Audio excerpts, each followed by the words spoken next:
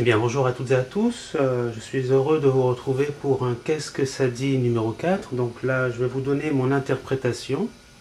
Donc là j'ai séparé en fait les deux cartes ici choisies du véritable tarot de Marseille, et j'ai utilisé aussi, parce que je trouvais que ces deux cartes ressemblaient étrangement au véritable tarot de Marseille, il y a quelques différences, mais j'ai choisi aussi de les associer.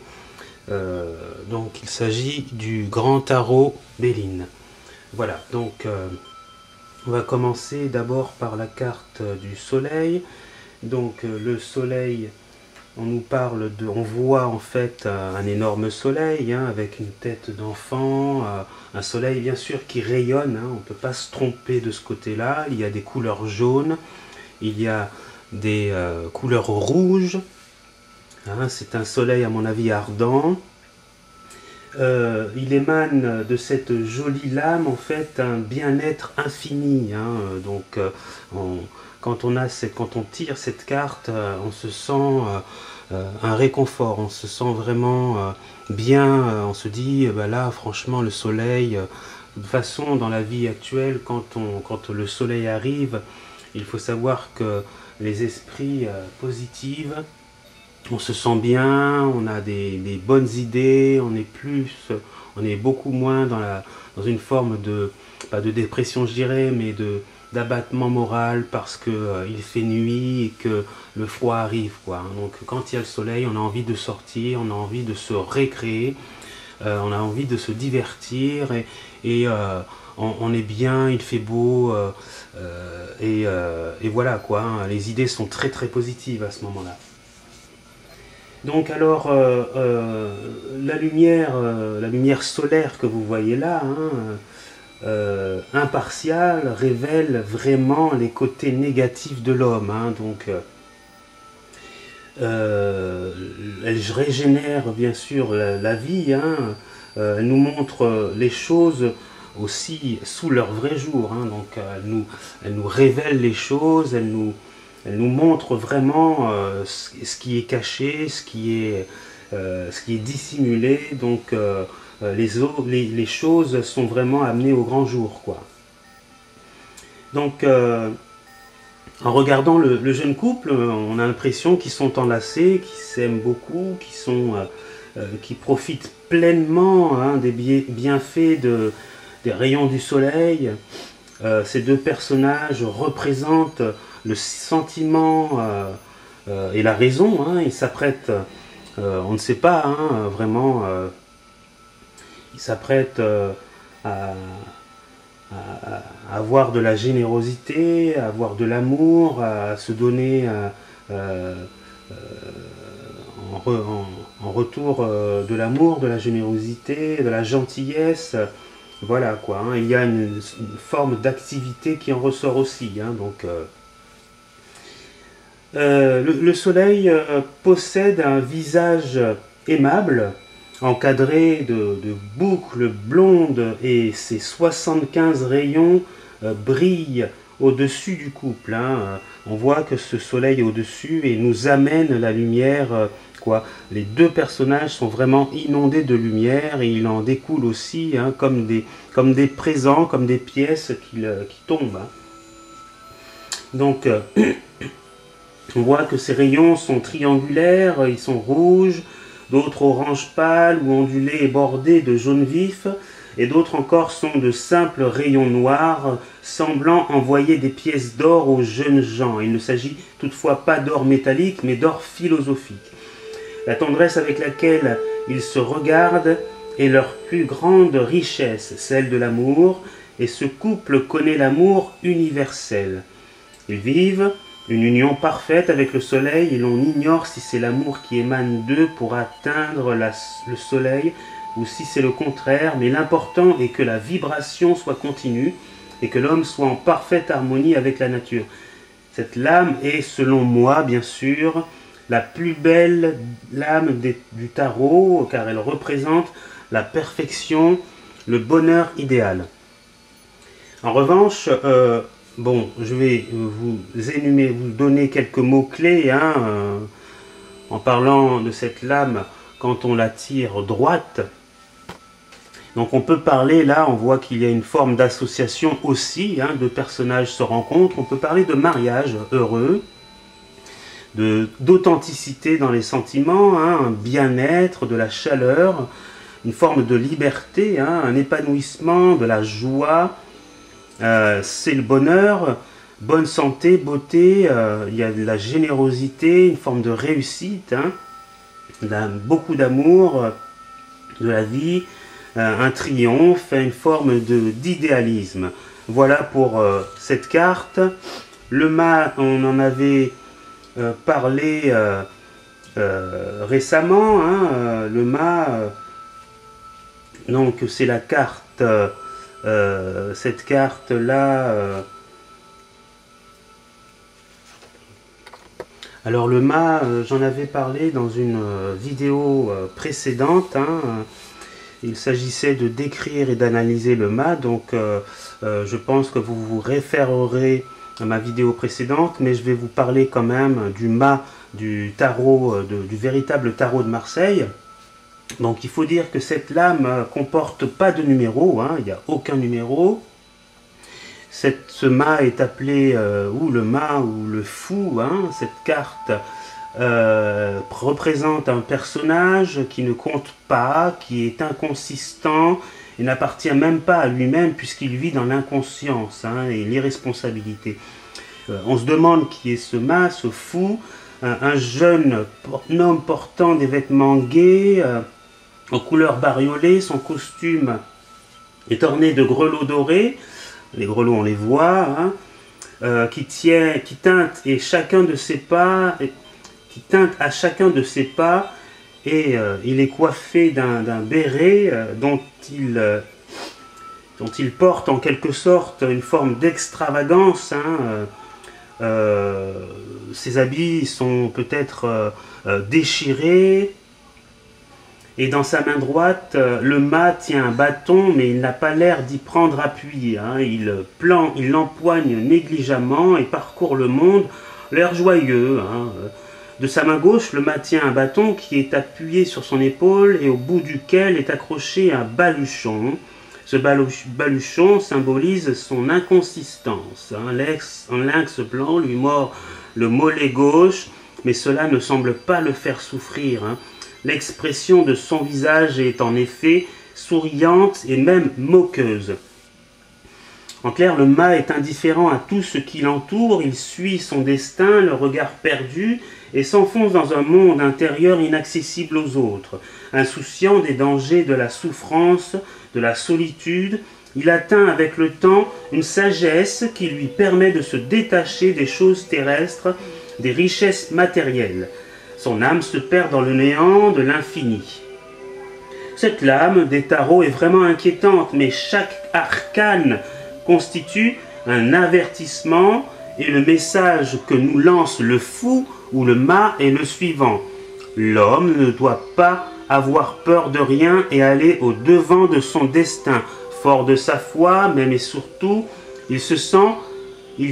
même et surtout s'il sent qu'il navigue à contre-courant conscient, il renferme en lui la plénitude et le néant.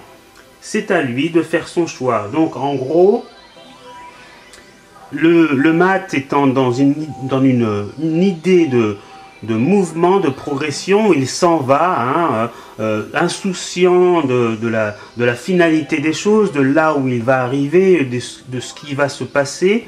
Il avance, il ne se préoccupe de personne, peu importe ce qui arrivera, au moins il aura essayé, hein. Donc j'ai quelques mots-clés à vous donner, hein. Donc la lame droite, vous pouvez être dans l'erreur, hein, dans l'inconscience, hein. Vous pouvez partir bien sûr sur un coup de tête, hein. C'est-à-dire que vous faites partie d'une entreprise et puis vous vous dites ben, j'en ai marre, j'arrête tout, je m'en vais. Il y a une forme d'insécurité parce que vous pouvez partir et vous casser la gueule ou alors réussir ce que vous voulez faire, mais ça, il y a une notion d'inconnu, hein, quand même dans cette carte. Il y a une forme d'imprévoyance, hein, bouleversement de l'existence, vous bouleversez en fait votre quotidien, le subconscient, l'extravagance, il peut très bien y avoir une forme d'impulsivité, hein, bien sûr, vous partez sur un moment que vous n'avez pas prévu, hein, l'absurdité, on ne comprend pas vraiment vos démarches, vous perdez votre libre arbitre, il peut y avoir une forme de génie, hein, parce que cette carte est appelée le mat ou le fou, donc il y a aussi une forme de dérèglement donc, dans cette carte. Alors nous allons parler ensuite du Grand Béline, hein, donc la même carte, hein, qui est le soleil. Donc le Grand Béline a choisi, Edmond Béline a choisi de nommer cette carte le bonheur, hein, donc avec quelques mots-clés, hein, la religion, la gloire, l'éclaircissement et la raison. Hein, donc vraiment, on met l'accent sur une forme d'éclaircissement, de retour à la raison, d'éclaircissement, comme je disais, le bonheur est là. Et aussi en dessous la lumière resplendissante, hein, donc, et à l'envers le feu. Donc la lumière resplendissante, hein, on dit bonheur paisible assuré par la modération et la simplicité, tu seras heureux et nul ne ravira ton bonheur, tu sais, l'enfermement dans le cercle du foyer ou dans le secret de ton cœur. Voilà, donc en gros, hein, j'ai réussi à lire ce qui avait été inscrit en dessous. Donc en gros, hein, donc alors en haut on voit la lettre Q, hein, Q qui est égale à 100, hein, donc 100 qui exprime le monde divin, le ciel suprême. Il y a aussi le monde intellectuel qui est la vérité sacrée, le monde physique et le bonheur paisible. Donc l'arcane, c'est l'arcane 19, hein, donc Q qui est la lettre Kitola, hein, donc c'est à mon avis, hein, c'est de l'hébreu Kitola. L'arcane 19 est figuré par un soleil radieux éclairant deux petits enfants, image de l'innocence, qui se tiennent par la main au milieu d'un cercle émaillé de fleurs. C'est le symbole du bonheur que promettent la simplicité de la vie et la modération des désirs. Voilà. Donc, souviens-toi, fils de la terre, que la lumière des mystères est un fluide redoutable mis par la nature au service de la volonté. Elle éclaire ceux qui savent la diriger, elle foudroie ceux qui ignorent son pouvoir ou qui en abusent. Donc,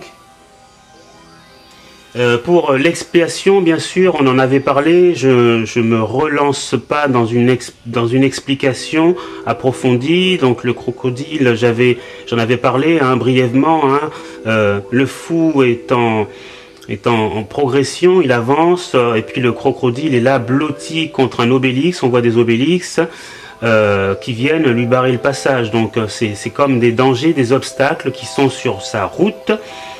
Il est armé, il a sur l'épaule son baluchon, son expérience, ses acquis, c'est aussi ses capacités, ça peut être un génie aussi. Donc il part comme ça, innocent, dans une direction qu'il ne connaît pas lui-même, mais peut-être que cela aboutira positivement, ou alors ce sera négatif. Il ne faut pas oublier qu'il a un bâton entre les jambes qui peut se casser la gueule à tout moment. Voilà en gros ce que voulait exprimer en fait cette carte.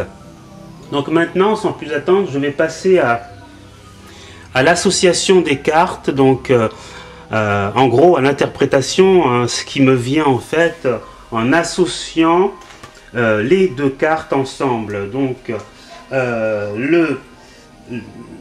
cela m'évoque professionnellement, hein, bien sûr, parce qu'il faut que je vous donne quand même plusieurs domaines. Donc il y a le domaine de l'emploi, du professionnel, si vous voulez, hein. Il y a le domaine amoureux, des sentiments, le domaine médical, et plus encore divers. Donc voilà, donc pour le domaine professionnel, donc si on regarde bien, là il y a une forme d'éclaircissement, d'accord, il y a là deux personnes, donc il peut très bien y avoir une forme de relation professionnelle. Et on voit quelqu'un qui s'en va, donc qui s'en va dans une autre direction, qui prend son envol, son départ. Donc on a l'impression qu'il quitte une situation hein, actuelle. Donc on a la notion de partir. Là, en fait, il y a une forme de collaboration, d'accord, et quelqu'un qui s'en va. Donc, hein. Donc en gros, hein, si on associe les deux cartes ensemble, il peut très bien, si jamais ce personnage s'en va, c'est que la collaboration était décevante, hein, en quelque sorte. Hein. Leur accord ne lui convenait pas et il s'en est désengagé. Hein. Donc il est parti, il n'a pas voulu rentrer dans cet accord ou alors rentrer dans ce projet. Il a quitté cet accord, il est parti, ça ne l'intéresse pas, il n'en veut pas. Voilà ce qui peut ressortir de cette carte. Il peut y avoir aussi un associé ou des collègues qui vous délaissent à un moment difficile aussi. Ça peut être ça. Hein. Hein, vous pouvez très bien avoir un projet hein, aussi. Hein. Donc là, il y a un accord, quelque chose, un projet, on peut dire, je sais pas, un projet socio-éducatif ou humanitaire qui vous occasionne de nombreux déplacements. Hein. D'accord ? Là, le soleil peut très bien dénoter que ce projet-là ou ce projet humanitaire, c'est à l'étranger, ça peut être au soleil, ça peut être dans des pays lointains. Donc vous pouvez être amené à voyager, à vous déplacer pour mettre ce projet en route en fait. Hein. Voilà. Donc qu'est-ce qu'on pourrait dire comme métier hein, on pourrait avoir un éducateur, on pourrait avoir un comédien, hein, parce qu'il a une notion de folie quand même. Hein. Hein, ça peut être un artiste aussi, hein, qui s'en va, qui va comme ça, voyager à travers le monde. Et vous voyez, hein, il a tous ses acquis, son génie. Hein, il peut très bien, je ne sais pas, partir avec un instrument hein, et jouer à travers le monde. Alors au niveau sentimental, au niveau amoureux, hein, donc... on peut très bien dénoter que ce personnage est parti en voyage donc au soleil. Hein, regardez, hein, il part, il est dans une notion de mouvement au soleil. Hein, il peut très bien rencontrer quelqu'un et cela en fait se passe mal. Hein, hein, tout cela peut mal tourner. Il peut très bien s'en aller, hein, quitter cette relation hein, qui n'a pas été encourageante et bénéfique. Voilà, donc ça peut être une rencontre furtive lors d'un déplacement à l'étranger aussi. Hein. Il y a comme un sentiment d'abandon au sein de votre couple aussi. Hein. Ça peut être un couple qui fonctionne bien, vous êtes amoureux, et puis voilà, vous partez. Il y a quelque chose, vous laissez cette situation, vous abandonnez cette situation. Il y a une notion de départ. Vous pouvez aussi vivre par exemple à deux, être ensemble, il y a une situation qui vous déçoit amèrement, hein. Vous vous en allez. Alors vous pouvez très bien rencontrer hein, quelqu'un qui vient du soleil, hein, des Antilles ou du Maghreb ou d'Afrique ou vraiment vous pouvez rencontrer quelqu'un. Hein. Ensuite vous pouvez très bien vous rendre compte que votre fidélité ne sera pas relevée, quoi. Hein. Vous ne pouvez pas assumer votre fidélité, quoi. Hein. Je pense que vous pouvez être amené à aller voir ailleurs, à quitter cette relation. Hein. Vous ne pouvez pas rester en couple et garder cette union, quoi. Aussi, vous pouvez très bien vous engager dans une situation amoureuse et ça vous fait peur. Vous n'avez qu'une idée, c'est de partir, quoi. Cette relation ne vous convient pas, quoi. Voilà, donc il y a une notion de départ toujours. Hein. Vous êtes dans quelque chose, vous êtes engagé dans quelque chose et puis voilà, vous avez cette envie de partir, d'aller voir ailleurs, ça ne vous convient pas, vous voulez partir, quoi. Donc médicalement, on peut parler de fièvre, on a le soleil là, donc ça peut être la température qui monte, vous pouvez avoir des brûlures, hein, les rayons du soleil qui vont sur votre peau, qui vont agresser votre peau, des brûlures. Ça peut être aussi des coups de chaleur, tout ce qui a un rapport avec le chaleur, l'été, d'accord? Ça peut être une inflammation d'un nerf, ça peut être quelque chose comme ça, quoi. Vous pouvez aussi chauffer, être surmené, c'est-à-dire peut-être une forme de burn-out, hein, donc vous pouvez, voilà. Hein. Ensuite, alors sinon pour élargir un petit peu ces cartes, ces deux cartes, il y a toujours cette notion de départ qu'on voit avec le mat, hein, qui semble partir à l'inconnu, vouloir voyager. Donc là, nous avons le soleil, donc si on met en relation les deux, hein, on peut très bien dire qu'il y a une notion d'exploration. Il peut partir comme un explorateur, comme un baroudeur à travers le monde. C'est un vacancier, il part en vacances, hein, donc il peut très bien voyager, hein, ça peut être un aventurier comme je disais. Hein, il y a une notion de départ et de partir à l'aventure, au soleil, de voyager dans les pays étrangers, d'essayer de découvrir le monde. Hein. Voilà, donc c'est tout pour cette analyse des deux cartes. J'espère que vous aurez compris l'association de ces deux cartes. Et puis on se retrouvera une prochaine fois pour le Qu'est-ce que ça dit numéro 5. À la prochaine et merci. Au revoir.